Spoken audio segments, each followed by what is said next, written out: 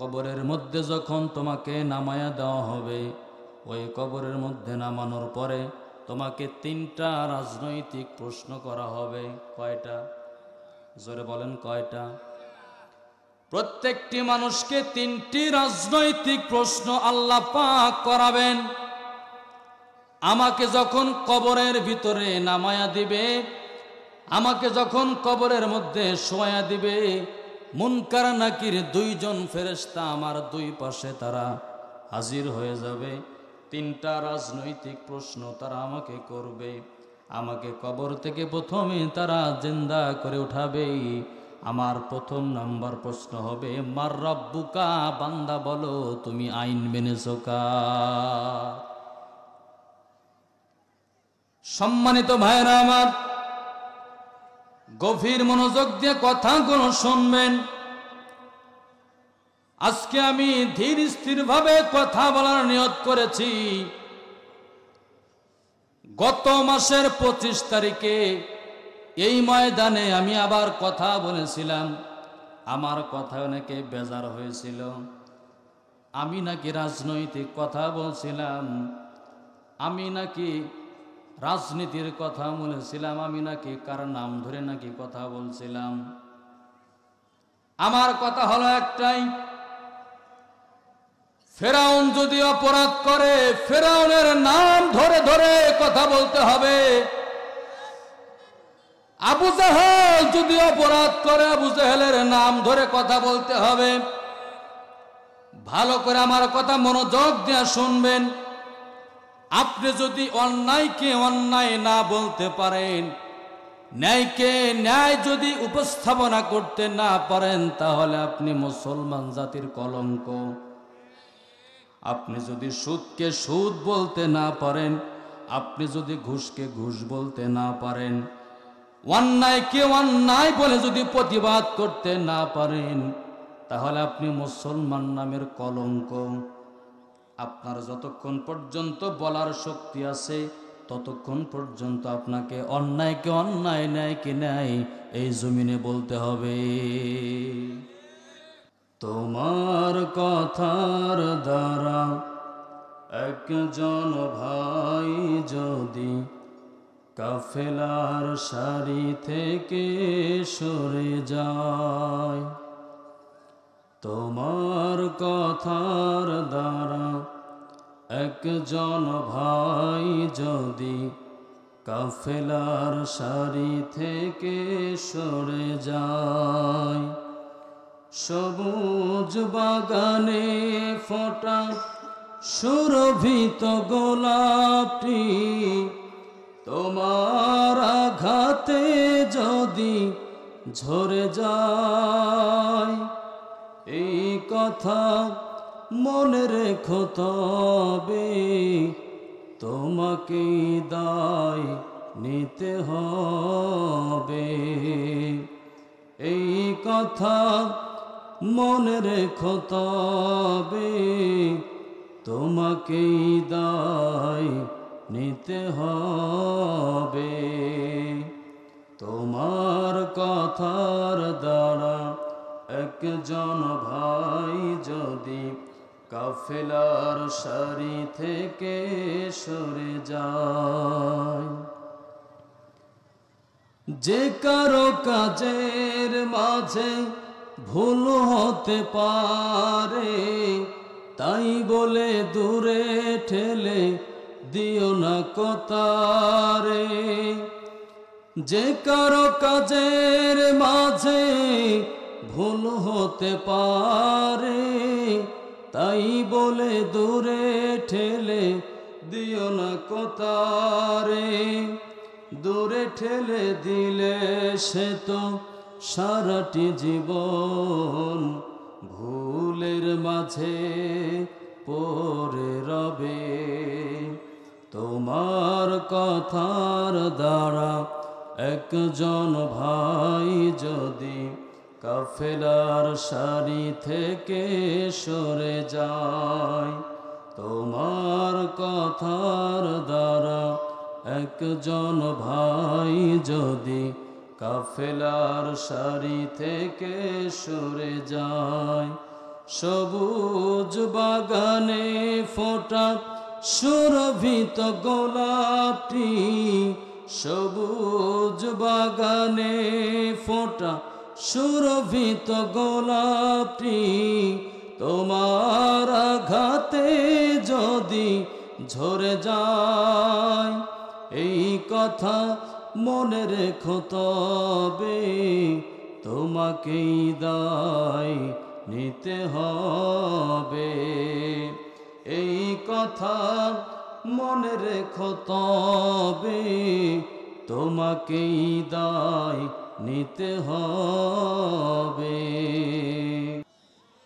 জোরে বলেন।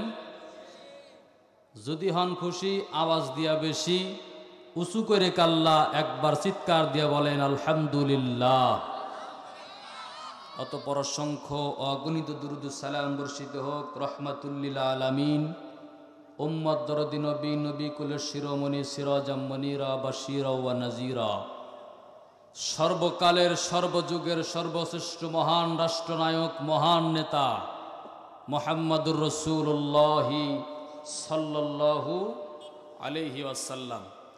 সম্মানিত বাগাতিপাড়াবাসী, আল্লাহ তাআলা আজকে আমাদেরকে মনোনীত করে এই মাহফিলে নিয়ে এসেছেন। বলুন তো আমরা কথা শুনবো কোথায় থেকে? জোরে বলেন, কোথায় থেকে? কি হলো ভাই হানান ভাই, একটু সেট আপটা ঠিক করে দেন। মাইক সুন্দর আছে আলহামদুলিল্লাহ, সেট আপটা একটু ঠিক করে দেন। তাহলে আমরা কথা শুনবো কোথায় থেকে? জোরে বলেন, কোথায় থেকে? কোরআন থেকে। এই কোরআনুল কারিমের কোনো হরফে কোনো ভুল আছে? সন্দেহ আছে? না। আমরা গোলামি করি কার? জোরে বলেন, গোলামি করি কার? আল্লাহ। এই জমিন কার? আমাদের খাওয়াই কে? আমাদের বাঁচিয়ে রেখেছেন কে? আমাদের চলার শক্তি দিয়েছেন কে? আমাদের বলার শক্তি দিয়েছেন কে? চিৎকার দিয়ে বলেন কে? সুতরাং গোলামি হবে কার? আল্লাহ। আজকে আপনি আছেন, আগামীকাল সকাল আপনার জীবনে নাও আসতে পারে। রাত্রিতে আপনি ঘুমিয়ে যাবেন, আপনার চক্ষু আর নাও মেলতে পারেন, ঠিক কিনা বলেন? সুতরাং যতক্ষণ পর্যন্ত আমার নিঃশ্বাস আছে, যতক্ষণ পর্যন্ত আমাদের হায়াত আছে, ততক্ষণ পর্যন্ত গোলামি করবে যার, চিৎকার দিয়ে বলুন তিনি কে? আল্লাহ। আমাদের দেশের ভয়াবহ এক চিত্র আমরা ইতিমধ্যে উপলব্ধি করতে পেরেছি। যেই চিত্র দেখার জন্য জাতি প্রস্তুত ছিল না, আল্লাহ পাক আমাদের এই চোখ দিয়া সেই চিত্রগুলো দেখায় দিয়েছে। সুতরাং এই কোরআনের সাথে যারা বেয়াদবি করবে, আলেমদের সাথে যারা বেয়াদবি করবে, আল্লাহ ওয়ালাদের সাথে যারা বেয়াদবি করবে, ইসলামের সাথে যারা দুশ্মনী করবে, এই জমিনে আল্লাহ পাক তাদেরকে লাঞ্ছিত করে ছাড়বে। চিৎকার দিয়া বলেন ঠিক কিনা? সুতরাং আমাদের হায়াত যতক্ষণ পর্যন্ত আছে, আল্লাহর জমিনে আমরা হুকুম মানব আল্লাহ। আমার ভাইরা, আমার বন্ধুগণ, আল্লাহ তাআলা এই দুনিয়ার জমিনে মানুষগুলোকে সৃষ্টি করে পাঠালেন, আবার একদিন এই দুনিয়ার জমিন থেকে আমাদেরকে বিদায় করে দিবেন। আল্লাহ পাক বলে, বান্দা তোমাকে যখন বিদায় করে দেওয়া হবে, কবরের মধ্যে যখন তোমাকে নামায়া দেওয়া হবে, ওই কবরের মধ্যে নামানোর পরে তোমাকে 3টা রাজনৈতিক প্রশ্ন করা হবে। কয়টা? জোরে বলেন কয়টা? প্রত্যেকটি মানুষকে 3টি রাজনৈতিক প্রশ্ন আল্লাহ পাক করাবেন। আমাকে যখন কবরের ভিতরে নামায়া দিবে, আমাকে যখন কবরের মধ্যে শোয়া দিবে, মুনকার নাকির দুইজন ফেরেশতা আমার দুই পাশে তারা হাজির হয়ে যাবে। তিনটা রাজনৈতিক প্রশ্ন তারা আমাকে করবে। আমাকে কবর থেকে প্রথমে তারা জিন্দা করে উঠাবে। আমার প্রথম নাম্বার প্রশ্ন হবে, মার রব্বুকা, বান্দা বলো তুমি আইন মেনেছো কার? সম্মানিত ভাইরা আমার, গভীর মনোযোগ দিয়ে কথাগুলো শুনবেন। আজকে আমি ধীর স্থির ভাবে কথা বলার নিয়ত করেছি। গত মাসের 25 তারিখে এই ময়দানে আমি আবার কথা বলেছিলাম। আমার কথা অনেকে বেজার হয়েছিল। আমি নাকি রাজনৈতিক কথা বলছিলাম, আমি নাকি রাজনীতির কথা বলেছিলাম, আমি নাকি কার নাম ধরে নাকি কথা বলছিলাম। আমার কথা হলো একটাই, ফেরাউন যদি অপরাধ করে ফেরাউনের নাম ধরে ধরে কথা বলতে হবে। আবু জাহেল যদি অপরাধ করে আবু জাহেলের নাম ধরে কথা বলতে হবে। ভালো করে আমার কথা মনোযোগ দিয়ে শুনবেন। আপনি যদি অন্যায়কে অন্যায় না বলতে পারেন, ন্যায়কে ন্যায় যদি উপস্থাপনা করতে না পারেন, তাহলে আপনি মুসলমান জাতির কলঙ্ক। আপনি যদি সুদকে সুদ বলতে না পারেন, আপনি যদি ঘুষকে ঘুষ বলতে না পারেন, অন্যায়কে অন্যায় বলে যদি প্রতিবাদ করতে না পারেন, তাহলে আপনি মুসলমান নামের কলঙ্ক। আপনার যতক্ষণ পর্যন্ত বলার শক্তি আছে ততক্ষণ পর্যন্ত আপনাকে অন্যায়কে অন্যায়, ন্যায়কে ন্যায় এই জমিনে বলতে হবে। ফেরাউন দুশ্মনী করেছিল মুসা নবীর সাথে, নমরুদ দুশ্মনী করেছিল নবীর সাথে, আবু জাহেল দুশ্মনী করেছিল আল্লাহ নবী রহমাতুল্লিল আলামিনের সাথে, আবু লাহাব দুশ্মনী করেছিল রাসূলুল্লাহর সাথে।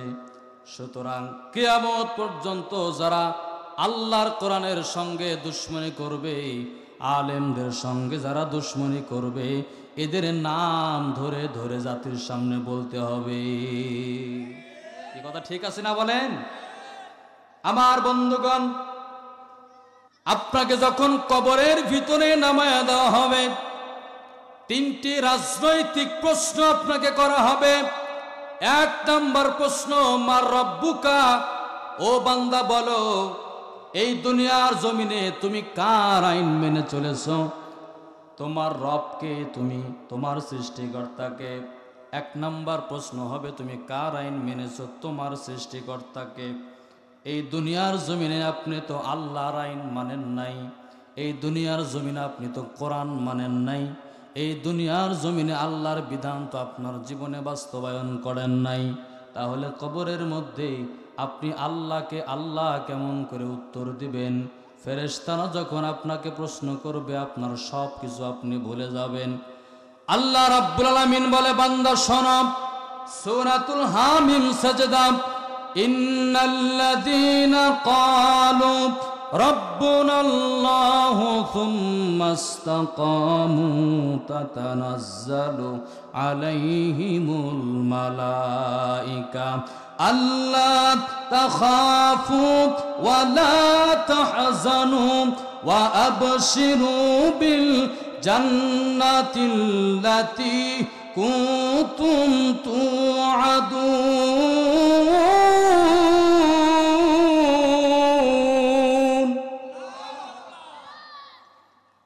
আল্লাহ পাক বলেন, গোলাম শোনো, ইন্নাল্লাযীনা ক্বালু রাব্বুনাল্লাহ,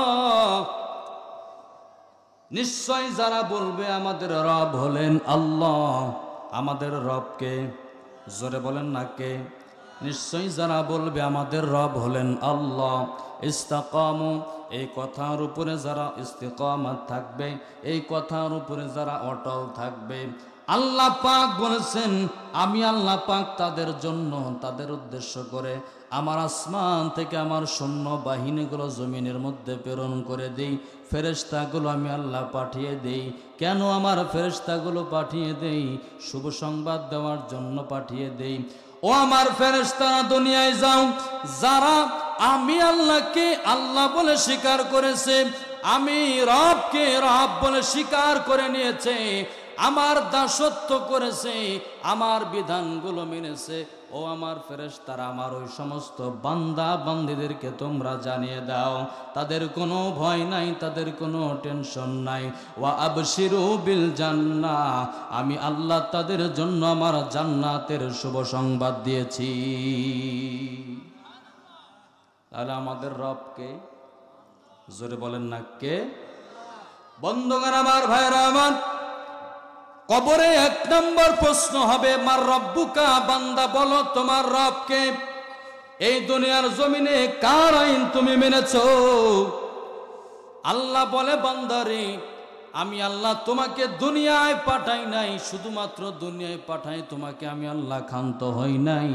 তোমাকে দুনিয়ায় পাঠানোর পরে আমি আল্লাহ পাক তোমাদের জন্য একটা গাইডলাইন দিয়েছি, কোরআনুল কারীম দিয়েছি। এই কোরআনুল কারীমে তোমার জীবনের শুরু থেকে নিয়ে জান্নাত পর্যন্ত কত কিছু দরকার, সব কিছু আমি আল্লাহ পাকে কোরআনের ভিতরে কোড করে দিয়েছি। বান্দা, কোরআনের প্রত্যেকটা বিধান যদি তুমি মানতে পারো, এই কোরআনের প্রত্যেকটা হুকুম যদি তোমার জীবনে বাস্তবায়ন করতে পারো, ব্যক্তিগত জীবন, পারিবারিক জীবন, সামাজিক জীবন, রাষ্ট্রীয় জীবন পর্যন্ত আমার কোরআনের আন্দোলন যদি করতে পারো বান্দা, তাহলে কবরে নামানোর পরে তোমাকে যখন আমি রব সম্পর্কে প্রশ্ন করা হবে, ওই তখন তুমি আমি রবের পরিচয় দিতে একটু তোমার সময় লাগবে না। আল্লাহ পাক ডাক দেয়া বলে, বান্দা শোনো, আলা লাহুল খালকু ওয়াল আমরু, এই জমিনে, এই জমিন সৃষ্টি যার, আইন চলবে তার, সৃষ্টি যার, আইন চলবে তার। আপনি একটা ঘর বানিয়েছেন, আপনি একটা বিল্ডিং করেছেন, 5 তলা 10 তলা বিল্ডিং করেছেন। এই বিল্ডিং আপনি 20 লক্ষ টাকা 1 কোটি টাকা খরচ করে একটা বিল্ডিং করে, এই বিল্ডিংয়ে যদি আপনার কর্তৃত্ব চলে, এই বিল্ডিংয়ে যদি আপনার রাজত্ব চলে, আপনি যেই কথা বলবেন সেটাই যদি গ্রান্টেড হয়, আল্লাহ পাক বলেছে, বান্দা আসমানের দিকে তাকাও, জমিনের দিকে তাকাও, যা কিছু আছে সব কিছু আমি আল্লাহর সৃষ্টি, সুতরাং সৃষ্টি যার, আইন চলবে কার? বলেন কার? আমার ভাইরা, আমার বন্ধুগণ, ভালো করে কথাগুলো শোনেন, দিলের কানটা লাগায় শোনেন। এই যে আমার মাথা থেকে পায়ের তালু পর্যন্ত যতগুলো অঙ্গ প্রত্যঙ্গ আছে, প্রত্যেকটা অঙ্গ প্রত্যঙ্গ দিয়েছেন কে? এ হাত দিয়েছেন কে? মুখ দিয়েছেন কে? জোরে বলেন না কে? আমার চোখ দিয়েছেন কে? পা দিয়েছেন কে? চলার শক্তি দিলেন কে?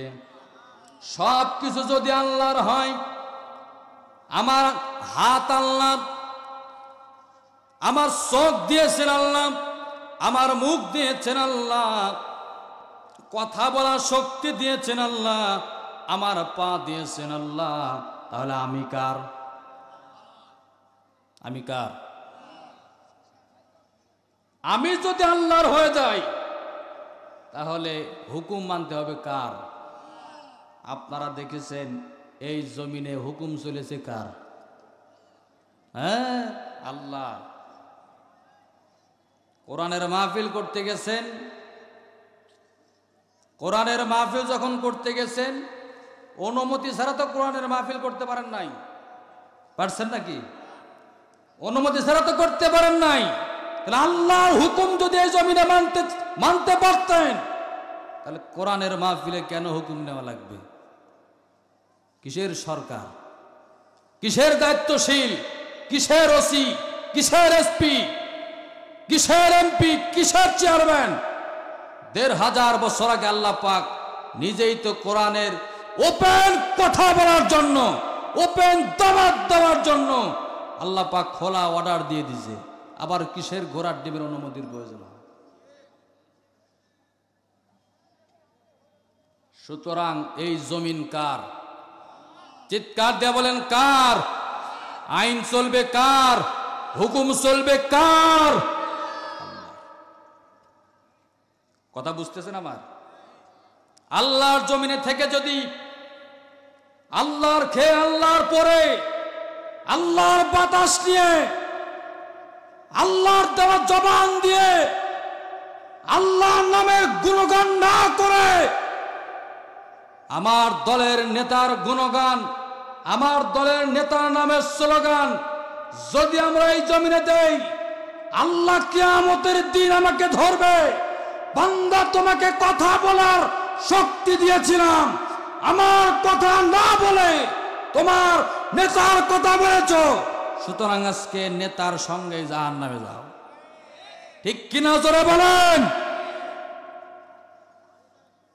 অত সোজা না আল্লাহর জান্নাতে যাওয়া। সোজা নাকি? সোজা না। আমার ভাইরা, আমার বন্ধুগণ, আল্লাহ রাব্বুল আলামিন যখন আমাকে দুনিয়া থেকে বিদায় করে দিবেন, বিদায় করে দেওয়ার পরে কবরে তিনটা রাজনৈতিক প্রশ্ন করবে। এক নাম্বার প্রশ্নের উত্তর হলো আমাদের রব। জোরে বলেন না, আমাদের রব আল্লাহ। ফেরেশতা যখন আমাকে প্রশ্ন করবে মার রব্বুকা, তোমার রবকে? রব্বি আল্লাহ। আমি তখন বলবো আমার রব হলো আল্লাহ। বন্ধুগণ আমার, ভাইরা আমার, দুই নাম্বার প্রশ্ন যখন ফেরেশতারা আমাকে করবে, মান নাবিয়ুকা, বলো তোমার নেতাকে। এই দুই নাম্বার প্রশ্নটাও কিন্তু রাজনৈতিক প্রশ্ন। আল্লাহর ফেরেশতা সেদিন বলবেন মান নাবিয়ুকা, বলো তোমার নেতাকে।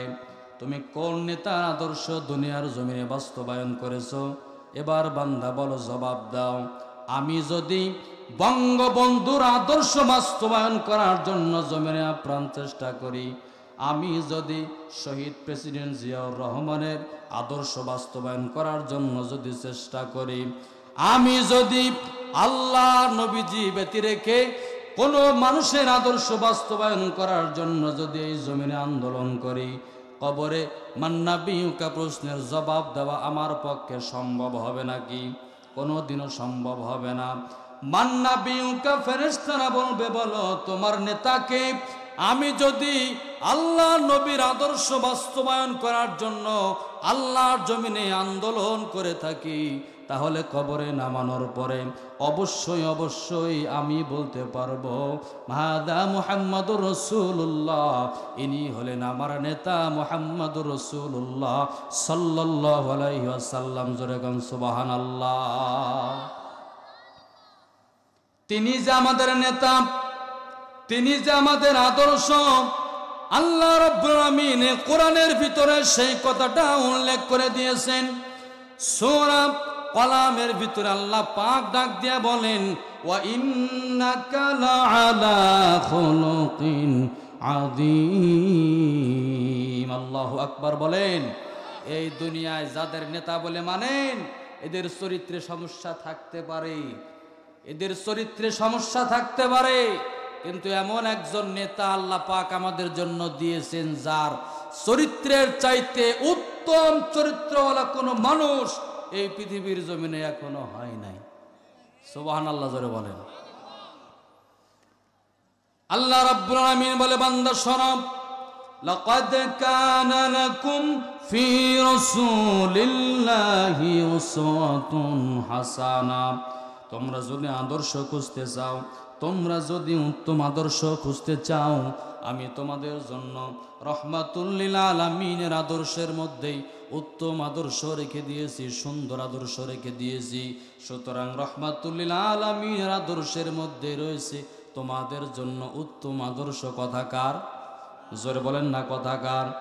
বন্ধুগণ আমার, ভাইরা আমার, আল্লাহ নবীর আদর্শের মধ্যে আমাদের জন্য উত্তম আদর্শ রেখে দিয়েছেন আমার আল্লাহ।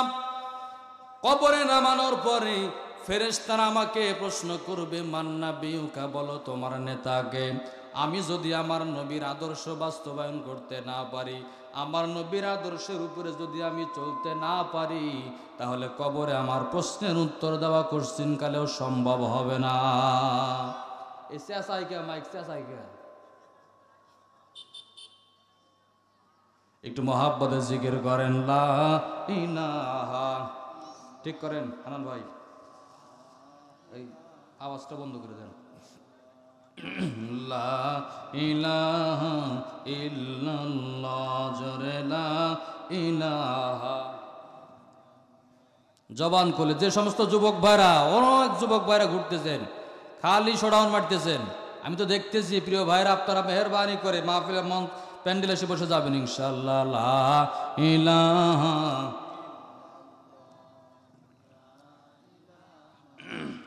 জবান খুলে বলেন। এই আওয়াজ তো মোবাইলের আওয়াজ জোরে হয়, কি অবস্থা? দেশ স্বাধীন হয়ে গেছে, তার মানে কি জবান বন্ধ হয়ে গেছে নাকি? 5 তারিখের আগে যে জবান দিয়েছিলেন, আজকের মাহফিলে সেই জবান দেন। লা ইলাহা,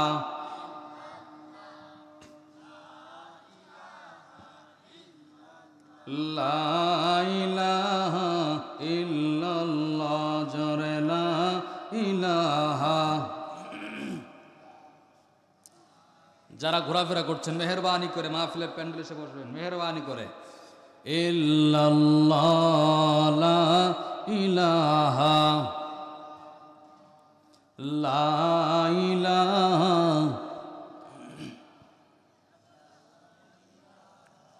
জবান খুলে লা ইলাহা, জোরে লা ইলাহা ইল্লাল্লাহ লা ইলাহা। সন্ধ্যার আগে যেদিন ডুবিবে রে বেলা, এক পলকে ভেঙ্গে যাবে সেদিন রঙ্গেরই মেলা। ঠিক কিনা বলেন? সন্ধ্যার আগে যেদিন ডুবিবে রে বেলা, এক পলকে ভেঙ্গে যাবে সেদিন রঙ্গেরই মেলা। কারে দিবা তুমি জোরে ধমক, কারে দিবা জোরে ধমক, কার মাথায় ভাঙবা লাঠি। ওই যে দেখো ডাকিতেছে তোমায় কবরের মাটি। লা ইলাহা,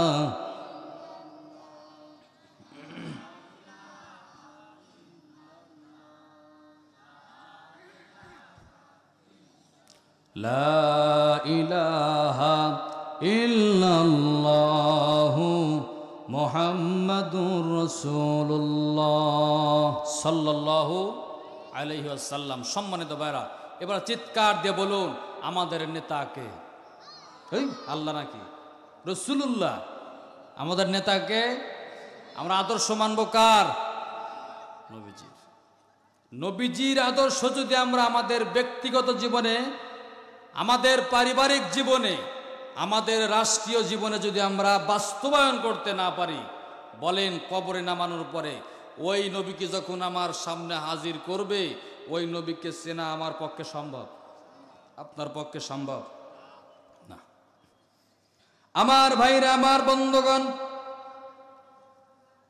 কিয়ামতের দিন যখন আল্লাহ পাক আমাকে দাঁড় করাবেন, তাম দুনিয়ার সব মানুষকে যখন আল্লাহ পাক দাঁড় করাবেন, আল্লাহ তাআলা দাঁড় করানোর পর, হাসরের ময়দান কায়েম করার পর, আল্লাহ পাক প্রত্যেকটা মানুষের যখন হিসাব নেওয়া শুরু করবেন, প্রত্যেকটা মানুষ যখন তার হিসাব দেওয়ার জন্য প্রস্তুত হয়ে যাবে, গভীর মনোযোগ দিয়ে কান লাগায় কথাগুলো শোনেন।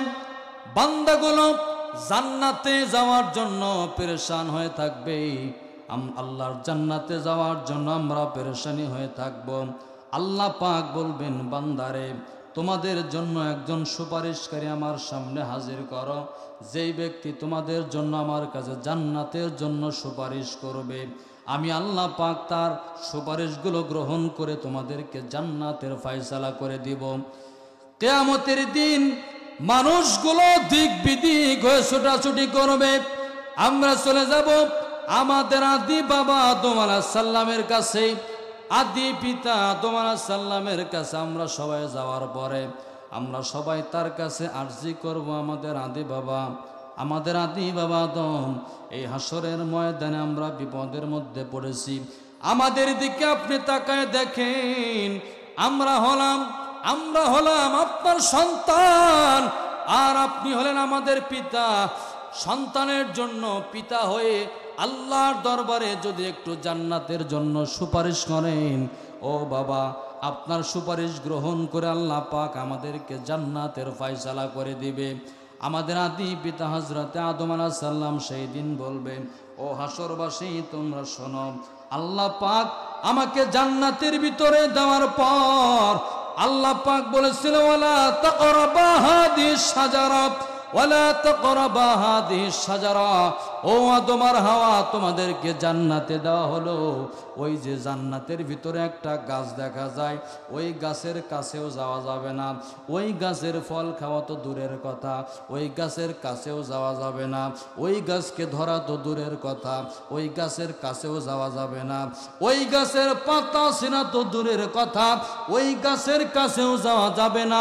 ওই গাছের ছায়া গ্রহণ করা তো দূরের কথা, ওই গাছের কাছে যাওয়া যাবে না। ওয়ালা তাকরাবা হাদিস শাজারা। আল্লাহ পাক সেদিন 144 ধারা জারি করে দিয়েছিল।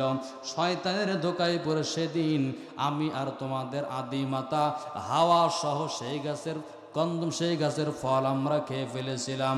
আল্লাহ পাক নারাজ হয়ে আমাদেরকে দুনিয়ার জমিনে পাঠিয়ে দিয়েছিল। ও আমার সন্তানেরা শোনো, আজকে হাসরের ময়দানে আমি তোমাদের আদি পিতা, আমি নিজে আজকে চিন্তিত হয়ে গেছি। আমার সেই অপরাধ আল্লাহ পাক আজকে আমাকে ক্ষমা করবে কিনা, আমি এইটা নিয়ে বড় টেনশনে পড়ে গেলাম। সুতরাং তোমরা আমার কাছে না এসে তোমরা চলে যাও হযরতে ইব্রাহিম আলাইহিস সালামের কাছে। জোরে কোন সুবহানাল্লাহ। আমার ভাইরা, আমার বন্ধুগণ, ইব্রাহিম আলাইহিস সালামের কাছে আমরা চলে যাব। আল্লাহর পয়গম্বর ইব্রাহিম আলাইহিস সালাম, ও আল্লাহর পয়গম্বর, আপনি তো আমাদের জাতির পিতা, মুসলিম মিল্লাতের জাতির পিতা। মিল্লাতা আবিকুম ইব্রাহিম হুয়া সাম্মাকুমুল মুসলিমিন। মুসলমানদের জাতির পিতা যিনি, চিৎকার দিয়ে বলেন তিনি কে? জোরে বলেন তিনি কে? মুসলমানদের জাতির পিতা একজন। জোরে বলেন কয়জন? চিৎকার দিয়ে বলেন কয়জন? আমাদের জাতির পিতা কয়জন? পিতা একজন থাকা ভালো না দুইজন থাকা ভালো? একই ক্ষেত্রে পিতা যাদের দুইজন হয় তাদেরকে কি বলা হয়? আস্তে কনকা কি কথা বুঝতেছেন না আমার? একই ক্ষেত্রে পিতা যাদের দুইজন হয় তাদের কি বলা হয়? তাও আসতে বললেন। একই ক্ষেত্রে পিতা যাদের দুইজন হয়, বাবা যাদের দুইজন হয়, তারা হলো যার সন্তান হিসেবে প্রমাণিত হয়। আমাদের জাতির পিতা কয়জন? জোরে বলেন কয়জন? 2 নম্বর জাতির পিতা মানার টাইম আমাদের আছে নাকি? জোরে বলেন আছে নাকি? হযরত ইব্রাহিম আলাইহিস সালামকে বাদ দিয়ে আরেকজনকে যারা জাতির পিতা হিসেবে মানতে চান, ইব্রাহিম আলাইহিস সালামকে বাদ দিয়ে অন্য কাউকে যারা জাতির পিতা হিসেবে জমিনে পরিচিতি করে, তারা মনে রাখতে হবে একই ক্ষেত্রে পিতা যাদের দুইজন হয় তারা কিন্তু যার সন্তান হয়। কথা বলেন ঠিক কিনা? মিল্লাতা আবিকুম ইব্রাহিম হুয়া সাম্মাকুমুল মুসলিমিন। মুসলমানদের জাতির পিতা একজন, আর তিনি হলেন আল্লাহর খলিল হযরত ইব্রাহিম আলাইহিস সালাম। জোরে কোন সুবহানাল্লাহ। হযরত ইব্রাহিম আলাইহিস সালাম সেই দিন বলবে, আমি পারবো না, আমি চিন্তিত হয়ে গেছি, তোমরা চলে যাও আল্লাহর পয়গম্বর হযরতে মুসা আলাইহিস সালামের কাছে। আমরা দল ধরে হযরতে মুসা আলাইহিস সালামের কাছে চলে যাব। আল্লাহর পয়গম্বর মুসা কালিমুল্লাহর কাছে যা বলবো, ও আল্লাহর পয়গম্বর মুসা, আপনি তো আল্লাহর সঙ্গে সরাসরি কথা বলতেন। ও আল্লাহর পয়গম্বর, এই হাসরের ময়দান আজকে আমাদের জন্য একটু জান্নাতের সুপারিশ করেন না, আমরা একটু আল্লাহর জান্নাতে চলে যাব। আপনি যদি আল্লাহর কাছে এই সুপারিশ করেন আমাদের জন্য, আমরা জান্নাতে চলে যাব। আল্লাহ পাক বলেছেন, কেউ যদি তোমাদের জন্য জন্য আমার কাছে সুপারিশ করে, আমি তার সুপারিশ গ্রহণ করে তোমাদেরকে জান্নাতের ফয়সালা দিয়ে দেব। হযরত মুসা আলাইহিস সালাম বলবেন, ও হাসরবাসীরা শোনো, আমি যখন ফেরাউনের রাজ্যের মধ্যে ছিলাম, একটা থাপ্পড় দিয়া একজন মানুষকে আমি মুসা মেরে ফেলছিলাম, একটা থাপ্পড় দিয়েছিলাম, সর দেওয়ার সঙ্গে সঙ্গে সেই মানুষটা মারা গিয়েছিল।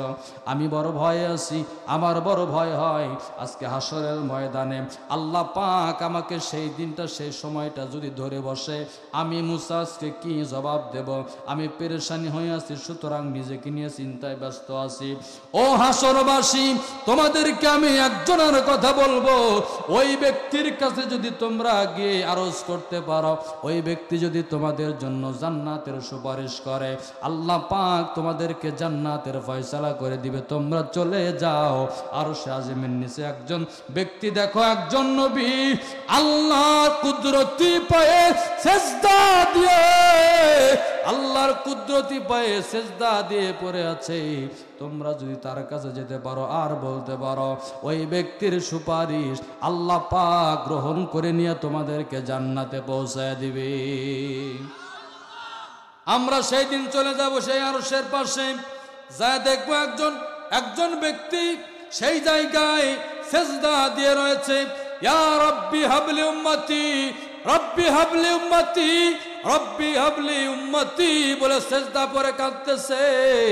আমরা যাওয়ার পর বলবো, ও গো আল্লাহর পয়গম্বর, আপনি এখন উম্মতি উম্মতি বলে কাঁদতেছেন, আপনার উম্মত আপনার সামনে হাজির হয়ে গেছে, আপনার উম্মতের জন্য আল্লাহর দরবারে কি একটু সুপারিশ করবেন না? আল্লাহ পাক বলেছেন, আমাদের জন্য যদি কেউ এসে আল্লাহর দরবারে সুপারিশ করে, আল্লাহ পাক তার সুপারিশগুলো কবুল করে আমাদেরকে জান্নাতের ফয়সালা করে দিবে। ও আল্লাহর পয়গম্বর, আমাদের জন্য কি আল্লাহর কাছে একটু সুপারিশ করা যায় না? আল্লাহর নবী সেজদা থেকে মাথা তুলে উম্মতের দিকে নজর দিবে, আল্লাহ পাকের কাছে সুপারিশ করবে। আল্লাহ পাক ওই নবীর সুপারিশ যাদের কপালে থাকবে, ওই উম্মতদেরকে বিনা হিসেবে সেই দিন জান্নাতে পৌঁছায় দিবে। তাহলে এমন নেতার আদর্শ মানার দরকার আছে না নাই? জোরে বলেন না, আছে না নাই? সেই নেতার আদর্শ বাদ দিয়ে, সেই নেতার কথা বাদ দিয়ে, সেই নেতার বিধান আদেশ নিষেধ বাদ দিয়ে মানব রচিত মতবাদ যারা বিশ্বাস করবে, আজি নেতা পাদি নেতা, বস্তা নেতা, নামাজ পড়ে না, ইসলাম মানে না, কোরআন মানে না, আল্লাহর বিধান মানে না, এই সমস্ত নেতার পিছনে যারা দৌড়াবে, কিয়ামতের দিন তারা কি আমার নবীর সুপারিশ পাবে? জোরে বলেন, পাবে না। আহারে কত নেতা বের হয়েছে যারা ইসলাম নিয়ে কথা বলে, কোরআন নিয়ে কথা বলে, জ্ঞান নাই, সংসদে দাঁড়ায় ফটর ফটর করে, দুইটা আয়াত মুখস্থ করে নিয়ে সেই জায়গায় যায় ব্যাখ্যা করে, তাও সিরি হয় না। এই নেতাগুলো আজকে ইসলাম নিয়ে কথা বলে, কোরআন নিয়ে কথা বলে, আলেমদেরকে নিয়ে কথা বলে, ইসলামী আন্দোলন নিয়ে কথা বলে। বিশ্বাস করো মুসলমান, এই রকম মূর্খ গণ্ড নেতাদের পিছনে যেই সমস্ত কর্মীরা দৌড়াবে হাসরের ময়দানে, ওই কর্মীদেরকে আল্লাহ পাক ওই মূর্খ নেতার সঙ্গে করে উঠাবে। এমন নেতা আমাদের আশেপাশে আছে না? জোরে বলেন, আছে না? আমার ভাইরা, আমার বন্ধুগণ, কবরে নামানোর পরে আমাকে তিনটা রাজনৈতিক প্রশ্ন করা হবে। এক নম্বর প্রশ্ন করা হবে, তোমার রবকে কার হুকুম তুমি বাস্তবায়ন করেছ? দুই নম্বর প্রশ্ন করা হবে, তোমার নেতাকে, কোন নেতার আদর্শ তুমি জমিনে বাস্তবায়ন করেছ, কোন নেতার আদর্শ নিয়ে তুমি চলেছ। তিন নাম্বার প্রশ্ন করা হবে, মানদিনুকা, বলো তুমি কোন দলের অধিভুক্ত ছিলে, তোমার দল কি? আমাদের দল কি? জোরে বলেন, আমাদের দল কি? ইসলাম। আল্লাহ পাক বলে, বান্দা শোনো, ইন্নাদ-দীনা ইনদাল্লাহিল ইসলাম, ইসলাম হলো একমাত্র মনোনীত ধর্ম, ইসলাম হলো একমাত্র মনোনীত ধর্ম। আমি আল্লাহ পাক তোমাদের জন্য বরাদ্দ করে দিয়েছি। ইসলাম বাদ দিয়ে অন্য কোনো পথ, অন্য কোনো মতের মধ্যে যারা থাকবে, আমি আল্লাহ পাক তাদেরকে জাহান্নামের ফয়সালা দিয়ে দিব। সুতরাং আমরা মুসলমান, চিৎকার দিয়ে বলেন আমাদের ধর্ম কি? জোরে বলে আমাদের ধর্ম কি? ইসলাম ছাড়া, ইসলামী বিধান ছাড়া, ইসলামী আন্দোলন ছাড়া এই জমিনে যারা ইসলামী আন্দোলনের বাহিরে আন্দোলন করবে, বিশ্বাস করেন কিয়ামতের দিন আল্লাহ পাক ওই সব মানুষকে ধরে ধরে ধরে ধরে জাহান্নামের ফয়সালা দিবে। ইসলামী আন্দোলনের উপরে যারা টিকে থাকতে পারবে না, ইসলামী আন্দোলনের বাহিরে থেকে যারা মৃত্যুবরণ করবে, তাদের মৃত্যু হবে জাহেলিয়াতের মৃত্যু। সুতরাং আমরা কি জাহেলিয়াতের মৃত্যু চাই? দুটি হাত তুলে বলুন চাই। আল্লাহ যেন আমাদের কি মানে মৃত্যু দান করেন, বলেন আমিন। লিল্লাহে তাকবীর, নারায়ে তাকবীর। আল কোরআনের আলো। 54 বছর ঘরে জ্বালাইছেন, কাজ হয় নাই। 54 বছর পেরিয়ে গেছে, কোরআনকে আমরা ঘরে জ্বালানোর চেষ্টা করে কাজ হয় নাই। এই কোরআনকে জ্বালাতে হবে সংসদে। রাজি আছেন? কারা কারা? কোরআনকে জ্বালাবো কোথায়? জোরে বলেন কোথায়? 54 বছর এই কোরআন ঘরে ঘরে জ্বলেছে, কোনো কাজ হয় নাই। সুতরাং সময় যখন এসেছে এই কোরআনকে একবার বাংলার সংসদ ভবনে, পার্লামেন্টে পাঠিয়ে দিয়া এই কোরআনের প্রত্যেকটা আইন, প্রত্যেকটি বিধান আমরা যদি সমাজে বাস্তবায়ন করতে পারি, আমাদের ব্যক্তিগত জীবন, পারিবারিক জীবন, সামাজিক জীবন, রাষ্ট্রীয় জীবন, প্রত্যেকটা জায়গায় যদি আল্লাহর কোরআনের বিধান চলতে পারে, বিশ্বাস করে মুসলমান, এই দেশে চুরি বন্ধ হবে, ডাকাতি বন্ধ হবে, রাজধানী বন্ধ হবে, জেনা ব্যভিচার বন্ধ হবে।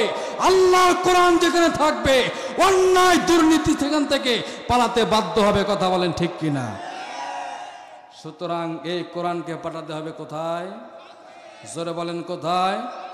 আল কোরআনের আলো সংসদে জালো। লিল্লাহে তাকবীর। আমাদের দেশে গত 14 তারিখে একটা দিবস গেছে। কি দিবস? লুচ্চা দিবস। খাঁটি বাংলা ভাষা বলো, কি দিবস? বিশ্ব লুচ্চা দিবস। আল্লাহ পাক ডাক দে বলে, বান্দারে আমার দিনের জন্য তুমি যদি 1 কদম আগায় আসো, আমি আল্লাহ পাক তোমার জন্য 10 কদম আগায় যাব। সুবহানাল্লাহ বলেন। আল্লাহর দিনের জন্য যদি আমরা 1 কদম আগায় আসি, আল্লাহ পাক আমাদের জন্য 10 কদম আগায় দিবে। আল্লাহর দিনের জন্য আমরা যদি 1 কিলোমিটার হেঁটে যাই, আল্লাহ পাক আমাদের জন্য 10 কিলো রাস্তা আমাদেরকে আগায় দিবেন। যিনি, তিনি কে? চিৎকার দিয়ে বলেন তিনি কে? সুতরাং আমরা তো চাই আল্লাহর জমিনে আল্লাহর কোরআনের কথাগুলো চলুক। আমরা চাই না? জলে বলেন আমিন। আল্লাহ যেন এই জমিনে তার কোরআনের কথাগুলো বাস্তবায়ন করে তৌফিক দান করেন। জোরে বলেন আমিন। আমার ভাইরা, আমার বন্ধুগণ, এই জন্য কোরআনকে যদি আমরা জিন্দা রাখতে চাই, এই কোরআনের বিধান যদি আমরা প্রতিষ্ঠিত করতে চাই, এই কোরআনের প্রত্যেকটি আয়াত আমাদের সমাজে জারি রাখার দরকার আছে না নাই? জোরে বলেন না, আছে না নাই? আপনার সন্তানকে কোরআনের শিক্ষা দেওয়ার দরকার আছে না নাই? আপনার সন্তান যদি কোরআনের শিক্ষা অর্জন করে, আপনি মারা যাবার পর আপনার সন্তান আপনার জানাজার সামনে দ্বারা ইমামতি করবে, ঠিক কিনা বলেন? আপনার সন্তান আপনার জানাজায় ইমামতি করবে, মায়ের জানাজায় সন্তান ইমামতি করবে। আপনার সন্তানকে যদি আপনি কোরআনের জ্ঞানে গুণান্বিত করতে পারেন, আপনার সন্তানকে যদি আপনি ইসলামের জ্ঞানে গুণান্বিত করতে পারেন, আপনি মারা যাবার পর আপনার বংশের যে কেউ মারা যাবার পর আপনার সন্তান তাদের জানাজার নামাজের ইমামতি করবে। কবরের মধ্যে আপনার সন্তান নেমে আপনার লাশটা কবরে নামায়া দিবে। আপনার সন্তান আপনার কবরের পাশে দাঁড়ায়া রবের দরবারে হাত তুলে দোয়া করবে, রব্বির হামহুমা কামা রব্বায়ানি সগীরা। আয় আল্লাহ, আমার মা বাবা ছোট্টবেলা আমাকে যেইভাবে লালন পালন করেছে, আজকে তোমার রহমতের কোলে আমার মা বাবাকে তুমি সেইভাবে লালন পালন করেও। আপনার সন্তান যখন আপনার কবরের পাশে দাঁড়ায় এইভাবে চোখের পানি ছেড়ে দিয়া দোয়া করবে, নবীজি বলতেছেন ওই সন্তানের চোখের পানি নাকের ডগায় আসার আগে আমার আল্লাহ পাক ওই সন্তানের দোয়া কবুল করে নেন। ওই সন্তানের দোয়ার ওসিলা করে মা বাবার কবর জান্নাতের বাগান বানায় দেয়। জোরে কোন সুবহানাল্লাহ। কাছে আসেন, এই যে এবার আসেন। নাম কি? বাটিকামারি খলিল, চেনেন তো নাকি? এক বস্তা সিমেন্ট আল্লাহ কবুল করে নাও। আল্লাহ তাআলা তোমার বান্দা কি নিয়তে দান করছে মালিক তুমি ভালো জানো, নিয়ত পূরণ করে দাও, জানে মানে বরকত বাড়ায় দাও। বংশের মধ্যে যারা কবরে কবরগুলো বেহেশতের বাগান বানায় দাও। সকলে বলুন আমিন। পরের জায়গা পরের জমি ঘর বানায় আমি রই, আমি তো সেই ঘরের মালিক নই। সব থুয়ে একদিন চলে যাওয়া লাগবে, ঠিক না বলেন? পরের জায়গা পরের জমি ঘর বানায় আমি রই, আমি তো সেই ঘরের মালিক নই। জমিদারের ইচ্ছা মতো দেই না জমি চাষ, তাই তো ফসল ফলে না রে দুঃখ 12 মাস। জমিদারকে জমিদারের ইচ্ছা মতো দেই না জমি চাষ, তাই তো ফসল ফলে না রে দুঃখ 12 মাস। আমি খাজনা পাতি সবই দিলাম, তবু জমিন আমার হয় যে নিলাম। আমি খাজনা পাতি সবই দিলাম, জমিন আমার হয় যে নিলাম। আমি চলি যে তার মঞ্জু গায়া, আমি চলি যে তার মঞ্জু গায়া, দাখিলাই মিলে না সই, আমি তো সেই ঘরের মালিক নই। পরের জায়গা পরের জমি ঘর বানায় আমি রই, আমি তো সেই ঘরের মালিক নই। যেই কথা বলছিলাম, সন্তান দেওয়ার মালিক কে? জোরে বলেন কে? আল্লাহ। এই যে দয়ারামপুর একটা মাজার আছে না, কথা কার না কে আছে না? আচ্ছা আপনি বলেন, এই মাজারের সামনে আপনি যদি কিয়ামত পর্যন্ত কাঁদেন, আর কিছু দেওয়ার ক্ষমতা আছে? আছে? একটা মরা মানুষ যে দুনিয়ার মানুষের কাছে দোয়ার ভিখারি, আর সেই মরা মানুষের কাছে মানুষ যায় মান্নত করে। আপনি ঠিক বললেও ঠিক, না বললেও ঠিক। ওই মরা মানুষের কাছে মানুষ যায় মান্নত করে। আফসোস লাগে তখন চোখের সামনে এগুলা দেখি যে মানুষ চোখের সামনে শিরক করতেছে, চোখের সামনে অপরাধ করতেছে, চোখের সামনে অন্যায় করতেছে। এই প্রশাসন দেখেও না দেখার ভান করে আছে, ঠিক কিনা বলেন? প্রশাসন দেখেও না দেখার ভান করে আছে। আমার সোনার টুকরা প্রশাসনের ভাইরা যদি, উচ্চ পর্যায়ের মানুষগুলো যদি এটার বিরুদ্ধে কোনো ব্যবস্থা নিত, বিশ্বাস করেন মানুষ এই চোখের সামনে এই শিরক করার সাহস পর্যন্ত করতে পারত না, ঠিক কিনা জোরে বলেন? এই শিরক বন্ধ হবে সেই দিন আল্লাহর কোরআন এই দেশের পার্লামেন্টে কায়েম হবে যেদিন। 2 হাত তুলে বলেন ঠিক কিনা? সব বন্ধ হবে। মাজারের সামনে রাস্তা বন্ধ করে দিয়ে তোমরা যারা গান বাজনা করো, সব বন্ধ হবে। ঠিক আছে না? সুতরাং ইসলাম পরিপন্থী, কোরআন পরিপন্থী কোনো কাজ আমরা করব না। প্রশাসনের ভাইদের দৃষ্টি আকর্ষণ করব মিডিয়ার মাধ্যমে। আমার এই আজকের মাইকের আওয়াজ, এই মাইকের আওয়াজ যদি কোনো প্রশাসনের ভাইয়ের কানে যায়, অবিলম্বে আপনার পদক্ষেপ নিন। এই মাজারে যেন কোনো মানুষ এসে কিছু চাইতে না পারে, শিরিক কারবার করতে না পারে, ঠিক কিনা বলেন? আমাদের পানের দাবি দয়ারামপুর বাস স্ট্যান্ডে একটা গোল চত্বর হোক, ঠিক কিনা বলেন? এই বাস স্ট্যান্ডে একটা গোল চত্বর হোক, এখানে কোনো মাজার না থাক, মানুষ এখানে এসে মান্নত না করুক, মানুষ শিরিক না করুক, এখানে গোল চত্বর করতে হবে। প্রশাসনিক ভাইরা যদি উদ্যোগ নেন, আপনারা সহযোগিতা করবেন না? করবেন না ইনশাল্লাহ? ইনশাল্লাহ সমস্ত শিরক বিদআত একদিন শেষ হয়ে যাবে, আল্লাহর বিধান এই জমিনে বাস্তবায়ন হবে ইনশাল্লাহ। আমার মা বোনদেরকে বলি, মা ও আমার আম্মা জানেরা, এই যে 14 ফেব্রুয়ারি গিয়েছি, কোন কোন রাস্তায় বের হয়ে বেহাপনা পালন করেছ? আজকের মাহফিল থেকে তওবা করে বাড়ি ফিরতে হবে বোন। আর জীবনে কোনোদিন ইসলাম পরিপন্থী কাজ করব না, তোমার সতীত্ব আছে। আর জীবনে কোনোদিন কোরআন পরিপন্থী কোনো কাজ করব না। একটা কথা মনে রেখো বোন, কিয়ামতের দিন আল্লাহর দরবারে আসামির কাঠগড়ায় দাঁড়াতে হবে। এই মায়ার দুনিয়া একদিন আমাদের সবাইকে ছাড়তে হবে, সোনার দুনিয়া একদিন সবাইকে ছাড়তে হবে। আজকে আমরা যারা আপন আপন, এত পীড়িত, এত ভালোবাসা মহব্বত যাদের সঙ্গে করলাম, হাসরের ময়দানে একজন ব্যক্তিও আমাকে আপন বলে পরিচয় দেবে না। সুতরাং এই সোনার দুনিয়া ছেড়ে, মায়ার দুনিয়া ছেড়ে আমরা সবাই একদিন চলে যাব। আল্লাহ পাক আমাদের সবাইকে যেন মাফ করে দেন, আমাদের সবাইকে যেন ঈমানের মৃত্যু দান করেন। সকলে বলেন আমিন।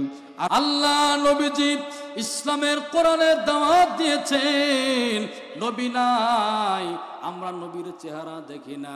আল্লাহ নবী সাহাবীদেরকে ডাক দিয়ে বলতেছেন, ও আমার সাহাবীরা, এমন একটা সময় আসবে, এমন একটা সময় আসবে, তোমরা কি তা জানো? আখেরি জামানায় আমার উম্মতেরা যদি, আখেরি জামানায় আমার উম্মতেরা তো আমাকে পাবে না, আমি নবীজির চেহারা তো তারা দেখবে না। আমার উম্মতেরা যদি কোন হক্কানি আলেমের চেহারার দিকে তাকায়, হক্কানি আলেমের চেহারার দিকে মোহাব্বতের নজর দিয়ে তাকায়, আমি নবীজি বললাম সে যেন আমি নবীর চেহারার দিকে নজর দিয়ে তাকালো। জোরে কান সুবহানাল্লাহ।